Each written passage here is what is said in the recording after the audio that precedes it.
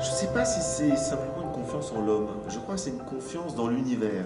C'est une confiance dans ce qu'on appelle Dieu en général, c'est-à-dire le mystère de la vie, si vous voulez, le mystère du monde.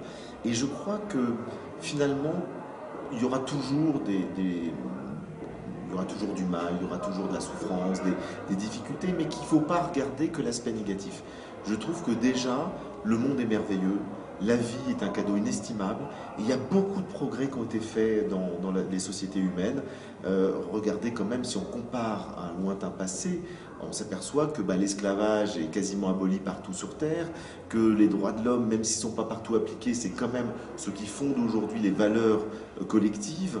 On ne peut plus torturer impunément comme le faisait n'importe quel tyran pendant des millénaires. Donc il y a quand même un progrès de la conscience humaine. Il y a encore énormément de progrès à faire, mais je vois le positif.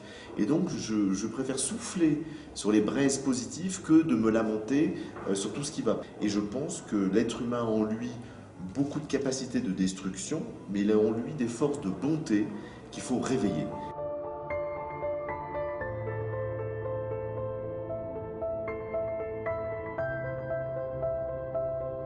C'est vraiment un travail sur soi, c'est des efforts, c'est pas des recettes, c'est une exigence de vie, c'est une attention, une lucidité qui nous permet à la fois de nous améliorer et du coup d'améliorer le monde dans lequel on vit.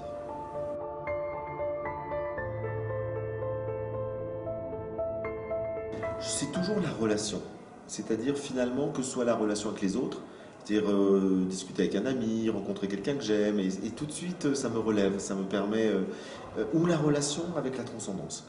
Donc la prière, le fait de me sentir relié à un tout, et du coup je lâche mon ego. C'est-à-dire que quand vous savez, ce qui nous rend malheureux c'est l'ego, hein. C'est le fait d'avoir cette petite conscience de soi qui n'est pas reliée au tout.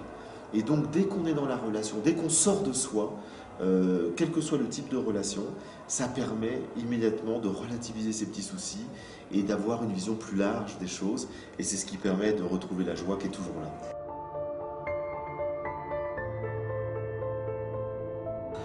Je crois qu'effectivement, la religion, c'est une telle qu'elles existent, c'est-à-dire avec des institutions, des règles, des dogmes, etc. C'est un moment dans l'histoire de l'humanité qui est un moment éducatif. C'est-à-dire que les enfants, ils ont besoin de règles, ils ont besoin de lois, ils ont besoin... Bon. Et je pense que l'humanité a besoin de règles, a besoin de lois, a besoin de morale. Et en même temps, c'est vrai que l'idéal serait d'arriver à se passer de tout cet attirail, si vous voulez, de croyances et de règles pour que chaque individu puisse être responsable, puisse être éclairé de l'intérieur, puisse être relié à une source spirituelle profonde qui l'éclaire dans chacun de ses gestes et de ses actes. Et donc, évidemment, de manière idéale, on pourrait se passer de religion. Mais tant que, effectivement, les individus ont encore besoin d'un référent extérieur pour arriver à tenir debout, il vaut mieux avoir une religion que rien du tout. Parce qu'on s'aperçoit que des individus totalement matérialistes dans des sociétés consuméristes comme les nôtres, qui n'ont plus aucune référence religieuse, n'ont pas forcément non plus des repères, si vous voulez, qui les aident à partager, à vivre bien. Et on constate que c'est souvent encore, malgré les dérives fanatiques de certains extrémistes, c'est souvent encore dans des milieux assez imprégnés de religion où on trouve des œuvres de solidarité, des gens qui respectent les autres. Enfin, la religion porte encore beaucoup de gens. Et je pense qu'il ne faut pas trop vite se dire passons-nous de religion.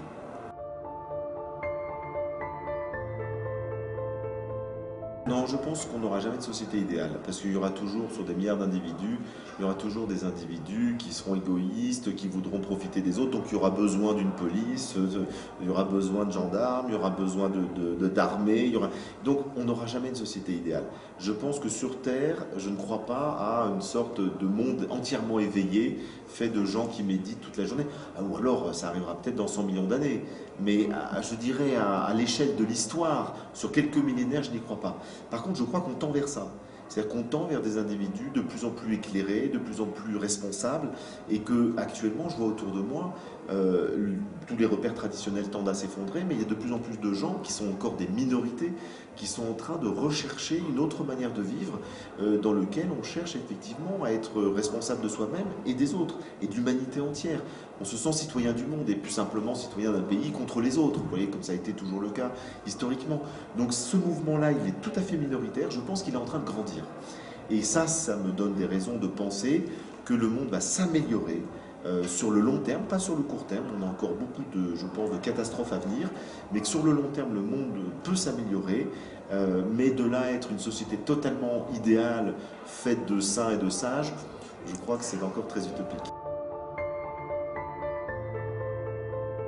Le fait de vous rendre meilleur, déjà, vous rend plus heureux.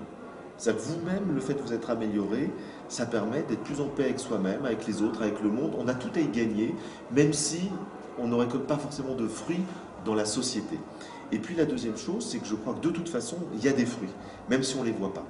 Et que c'est pas parce que le monde ne va pas changer d'un coup de baguette magique du temps de notre vivant que ce qu'on aura semé ne portera pas des fruits à un niveau ou à un autre.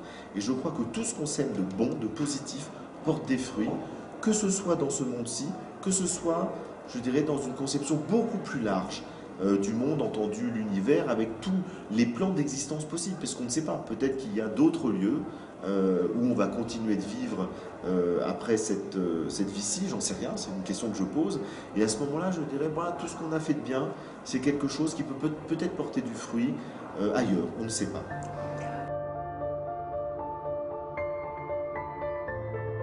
Non, ce que j'adore, c'est la beauté du monde et la beauté du cœur de l'être humain quand il se révèle.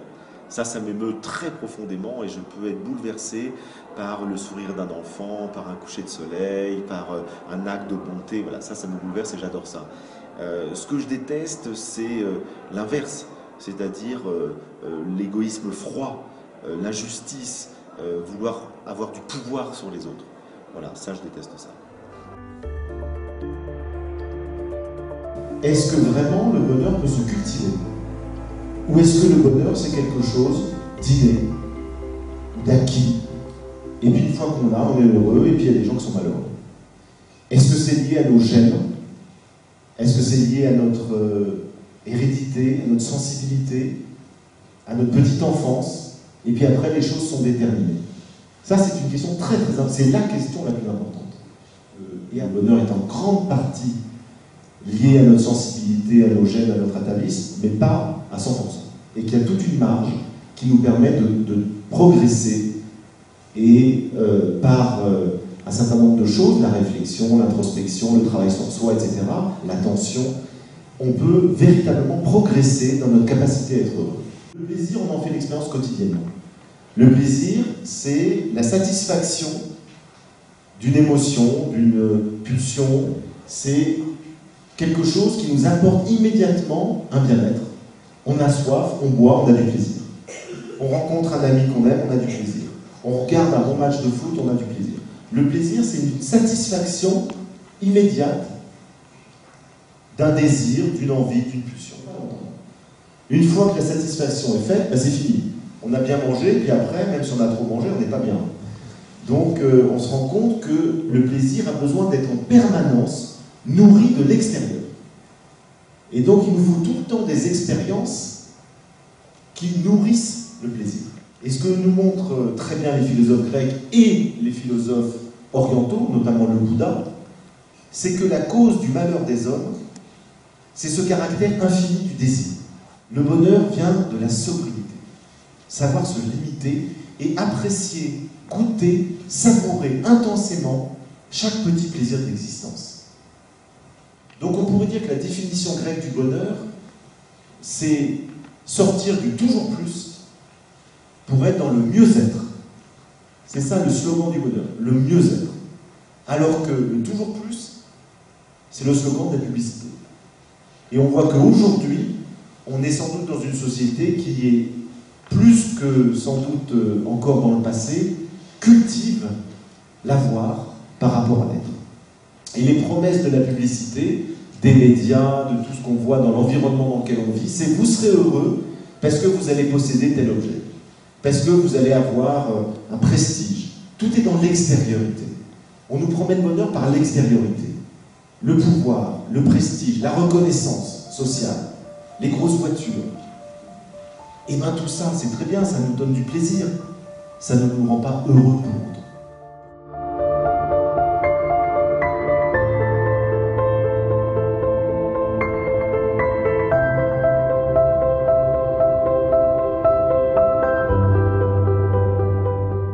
Une des clés clé, pour le coup, du bonheur, c'est d'arrêter de regarder ce qu'ont les voisins. D'arrêter de se comparer. C'est Sénèque qui dit ça à merveille. Il dit la cause principale du malheur des hommes, c'est qu'ils se comparent. Ce qui pose un énorme problème, puisqu'aujourd'hui, tout le monde se compare. À l'échelle planétaire, le malheur vient de l'imaginaire, de la capacité de se dire, au fond, je pourrais avoir autre chose, et peut-être que ça me rendrait plus heureux. Alors que ce n'est pas forcément vrai. Et c'est la comparaison qui fait le malheur.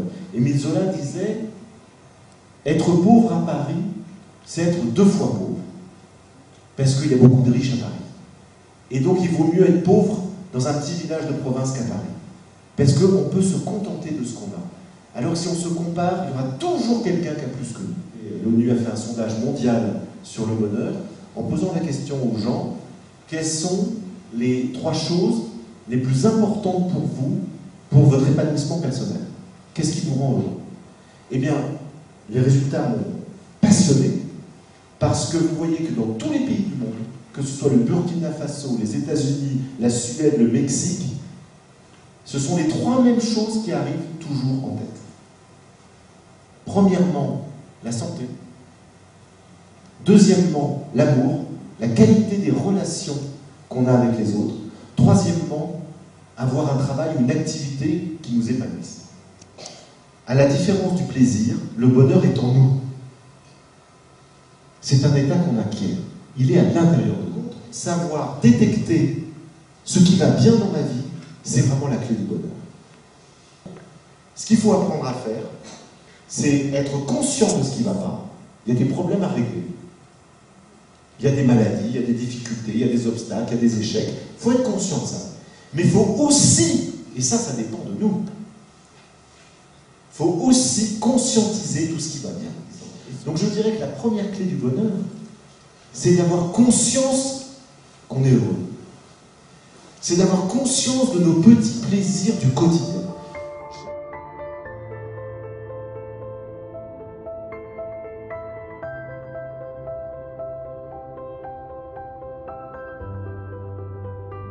Mais pour acquérir un état stable et durable de bonheur, il faut se connaître. Et pour plusieurs raisons. La première raison, c'est qu'il faut savoir ce pourquoi on est fait. Dans quoi je peux me réaliser? Quel type de relation affective me convient? Est-ce que je suis fait pour me marier ou pas? Est-ce que je suis fait pour avoir des enfants ou pas? Alors que si on se marie quand on a des enfants parce que la société nous dit de marier des enfants et qu'elle n'est pas fait pour ça, on ne sera jamais heureux. Et inversement, il y a des gens qui sont dans un milieu familial qui ne favorisent pas tel type d'engagement, d'expérience, alors que ce qui leur conviendrait, c'est tout à fait autre chose. Donc il faut avoir un esprit critique sur l'éducation qu'on a reçue, la société dans laquelle on vit, et se dire, est-ce que ce qu'on me propose comme modèle de vie personnelle, professionnelle, correspond à ce que je suis?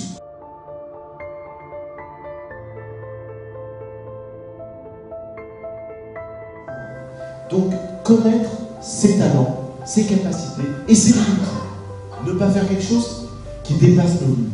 Ne pas avoir trop d'ambition. Avoir de l'ambition, mais pas trop. Ne pas être dans une sorte de mégalomanie, mais savoir jusqu'où on peut aller. Quelles sont nos limites? Est-ce qu'on peut les reculer, éventuellement, mais le faire avec lucidité? Donc, la connaissance de soi permet déjà de se réaliser en fonction de nos aptitudes.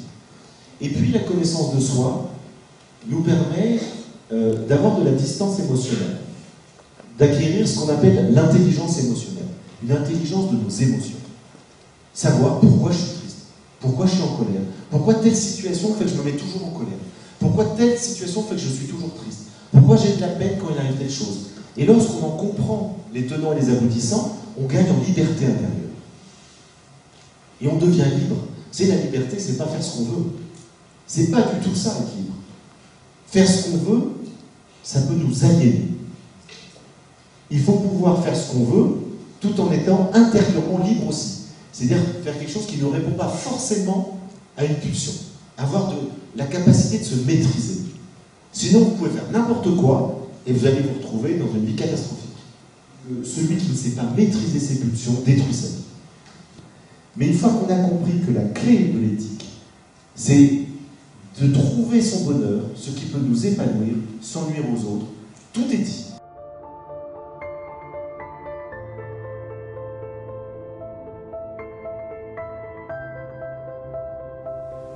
La qualité de la relation avec autrui conditionne notre bonheur. On ne peut pas être heureux si on ne respecte pas les autres. On peut avoir du plaisir. Le bourreau peut avoir du plaisir à torturer. Il n'est pas en paix pour autant. Ce n'est pas une expérience d'une réalisation d'un bonheur profond. C'est un plaisir sadique qui s'exprime sur le moment.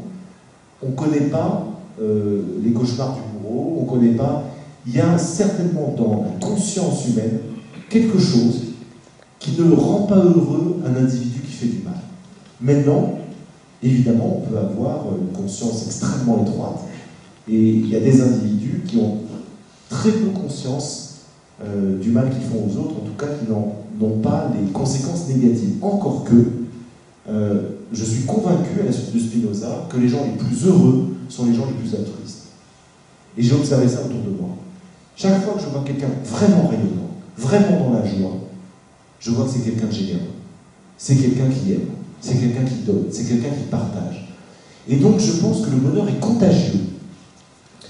Vous savez, je rencontre des fois des gens qui me disent « On n'a pas le droit d'être heureux dans un monde malheureux ». Eh bien, je pense exactement l'inverse. On a le devoir d'être heureux dans un monde malheureux. Plus le monde est malheureux, plus on a le devoir d'être heureux, parce que vous n'aiderez jamais une personne malheureuse en étant malheureux vous-même. Vous l'aiderez en étant vous-même. Sinon, tout le monde se tire vers le bas. Et dans une société, quand tout le monde est négatif, tout descend vers le bas. Quand vous avez quelques personnes positives, ça élève tout le monde. C'est pour ça que je crois, c'est presque un problème énergétique.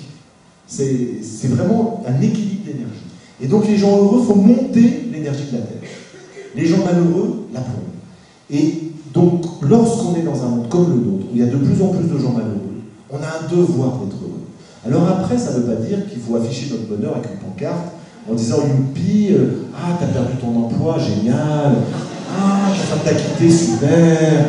Ah, t'as un cancer généralisé, oh là là, quelle chance. » Bon, c'est évident que si on a ce comportement, c'est insupportable. Et on peut dire « Moi, j'ai dépassé telle épreuve, j'ai perdu ma femme, j'ai eu un cancer, j'ai surmonté tout ça, je suis heureux quand même. » Voilà. On peut témoigner de ce qu'on vit, mais il ne faut pas l'afficher de manière brutale. Et il ne faut pas avoir, effectivement, il ne faut pas faire la morale aux autres en disant comment est-ce que tu peux être malheureux alors que ce qui t'arrive, franchement, on peut tous le dépasser. Parce que qu'on est pris dans la souffrance, c'est très dur d'en sortir. Donc, il ne faut pas faire du prosélytisme du bonheur. Il faut être soi-même. Et si vous êtes heureux, vous êtes joyeux. Et quand vous êtes joyeux, vous aidez les autres. Alors il y a des gens qui ne supportent pas ça. Moi je connais des couples dans lesquels il y a une personne très heureuse et très joyeuse et l'autre qui est plutôt l'inverse. Au bout d'un certain temps, si l'autre ne bouge pas, ça finit par l'exaspérer. Et donc il y a des gens qui divorcent parce qu'ils ne supportent plus le bonheur de leur conjoint. Et qu'est-ce que nous disent Montaigne et Johnson? Fondamentalement, ils nous disent que pour être heureux, il faut épouser le mouvement de la vie. Il ne faut pas être rigide. C'est nous qui mettons... La vie, pour eux, conduit toujours à la joie. Quels que soient les obstacles et les difficultés. La vie est joyeuse, par essence. Et nous mettons en permanence des obstacles, des rigidités, par nos peurs, par notre besoin de sécurité. Nous mettons des empêchements à la fluidité de la vie. Et donc, ce que nous disent Montaigne et Johnson, c'est laissez-vous porter par le courant de la vie. Et lorsque vous avez absolument envie de faire ça, mais la vie vous amène autre chose. Au lieu de râler, d'être malheureux, regardez ce que la vie vous amène. Regardez la direction vers laquelle elle vous oriente. Il vous arrive un obstacle, comprenez que ça peut être une chance d'aller vers autre chose. Et donc l'un et l'autre nous disent, effectivement, pour être heureux, il faut lâcher prise. Il faut être dans la fluidité. Et la plus grande qualité pour Montaigne et pour Chuang-Tzu, c'est la fluidité. C'est la souplesse. Et regardez comme on est rigide dans nos vies. Comme on veut tout contrôler. Et si quelque chose n'est pas dans le contrôle, on panique. Eh bien non, c'est comme ça qu'on sera malheureux. Alors que si quelque chose nous échappe, ah ben tiens, voyons où ça me mène. Voyons ce que c'est. Pourquoi pas être dans la souplesse. Et puis si à un moment donné on voit vraiment que ça ne nous convient pas, on peut agir. Mais commençons par être dans le non-agir. Ça, c'est le fondement de la philosophie taoïste, c'est le non-agir. Que, avant d'être dans l'agir, soyons dans le non-agir.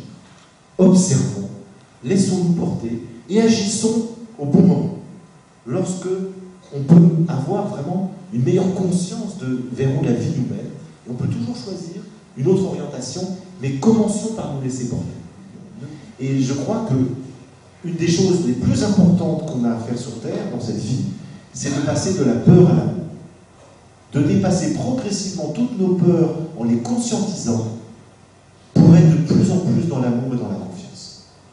Donc vous voyez le sens de la vie, passer de la peur à l'amour, passer de l'ignorance à la connaissance et à la conscience et élever le niveau vibratoire de notre être. Vous pouvez avoir des gens qui s'aiment très profondément et qui n'arrivent pas à vivre ensemble. C'est qu'ils ne sont pas faits pour vivre ensemble. C'est autre chose que l'amour. C'est que l'amour ne peut pas faire des miracles. Ça peut en faire parfois, mais pas toujours. Et donc ça ne suffit pas. Et là je rejoins ce que je dis juste avant. Dans les trois choses, il y a l'amour, il y a la vibration, il y a la connaissance. Pour qu'un couple puisse vraiment, durablement s'épanouir ensemble, il faut qu'il y ait de l'amour, mais il faut qu'il y ait un taux vibratoire proche. Autrement dit, il faut que vous soyez dans un même niveau d'énergie. Il faut que vous ayez une énergie qui tende vers les mêmes choses. S'il y en a un qui est extrêmement matérialiste et l'autre qui est complètement spirituel, au bout d'un certain temps, ça ne fonctionnera plus. Et puis il faut de la connaissance. L'expérience aussi. Oui, mais l'expérience, c'est lié à la connaissance. C'est une expérience qui vous donne une vraie connaissance de vous-même. S'il y en a un qui est complètement dans l'inconscient et l'autre qui a fait un travail sur lui, ça ne fonctionnera pas. Donc, il faut évoluer ensemble, mais il faut avoir des bases communes.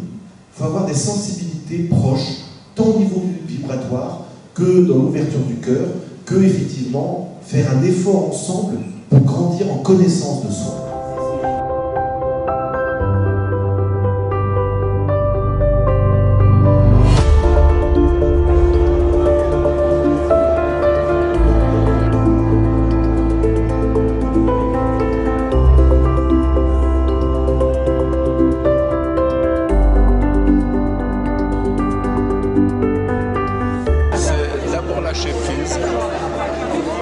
Et ensuite, ne pas attendre des autres, de faire le bonheur. Il faut le faire soi-même.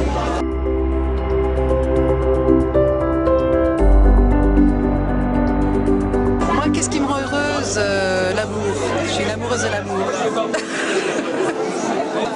Voilà ce qui me rend heureux. Votre épouse? Oui.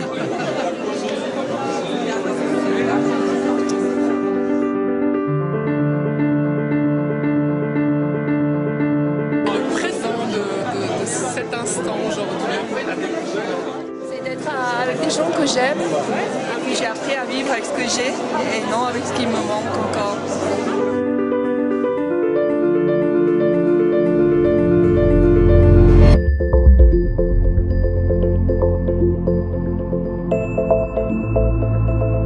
Moi j'ai la santé, j'ai le privilège en étant septuagénaire d'avoir la santé. J'ai une femme que j'adore depuis 46 ou 47 ans. Pour vous, le bonheur, c'est quoi? Ah bah c'est de vous rencontrer. Mais encore. Merci, c'est très très gentil.